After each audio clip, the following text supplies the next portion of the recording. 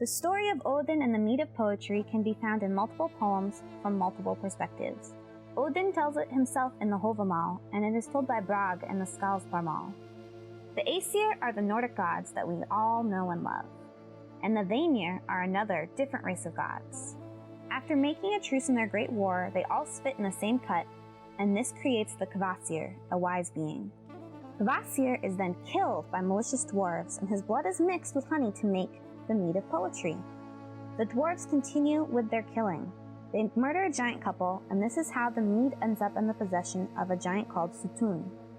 Now, to win back the mead, Odin goes on a journey, and first he tricks 9 men who are working in a field for the giant Bog. Bog complained of what had happened to his household, saying that his 9 thralls had slain each other, and he did not know where he could get another workman. Odin called himself Bolverk, and he offered to undertake the work of 9 men for Bog, but asked in payment therefor a drink of Sutun's mead. Note that Odin is in disguise, and he often appears as names other than Odin in these poems and tales. This time, he is going by the name Bolverk.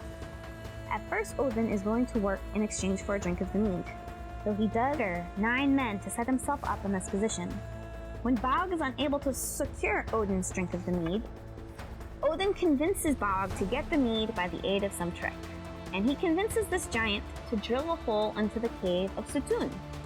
Odin sneaks into this cave in the shape of a serpent and sleeps with Sutun's daughter Gunmad, and then the giant's daughter is said to give Odin the drink.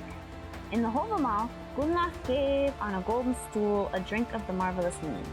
In the poem Skaldsbarmal, Odin is given 3 drinks after spending 3 nights on the giantess's couch. Odin uses his 3 drinks to drain the container of the mead and make his escape. Odin transforms into the guise of an eagle and flew off as fast as he could. Sutun transforms and goes after him. Though Odin is ultimately successful in his escape back to Asgard, he is forced to spill a few drops. These drops are the inspiration for bad poetry. The remaining of the mead is for the gods and those Odin deems worthy. This story is a heist story. While Odin works and shares the bed of the giantess, it is all planned out. He set out to acquire the mead, and he did so through murder and trickery.